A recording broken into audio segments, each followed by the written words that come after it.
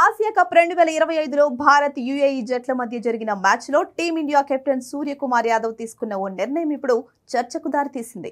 ఇది క్రీడా స్ఫూర్తితో కూడుకున్న చర్య అయినప్పటికీ దీనిపై భిన్నాభిప్రాయాలు వ్యక్తమవుతున్నాయి. యుఏఈతో జరిగిన తొలి మ్యాచ్లో ఈ ఆసక్తికర సంఘటన చోటు చేసుకుంది. యుఏఈ ఇన్నింగ్స్ లో 13వ ఓవర్ను భారత ఆల్రౌండర్ శివం దుబే వేస్తున్నాడు. ఆ సమయంలో క్రీజ్ లో ఉన్న బ్యాటర్ జునైద్ సిద్దికి దుబే వేసిన బౌన్సర్ కు అప్రమత్తమయ్యాడు. అదే సమయంలో బౌలర్ శివం దుబే పరిగెడుతూ ఉండగా అతని టవల్ కింద పడిపోయింది. దీన్ని గమనించి అంపైర్ కు సూచిస్తూ సిద్దికి అజాగ్రత్తగా క్రీజ్ ముందుకు వచ్చాడు.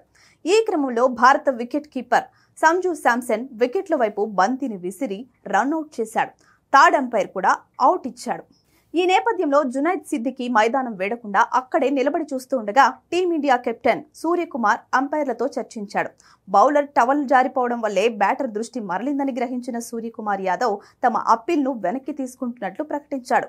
దీంతో జునైద్ సిద్దికి తన ఇన్నింగ్స్ ను కొనసాగించాడు. కానీ ఈ అవకాశాన్ని సద్వినియోగం చేసుకోలేకపోయాడు. అదే ఓవర్లో శివం దుబే విసిరిన బంతికి సిద్దికి అవుట్ అయిపోయాడు.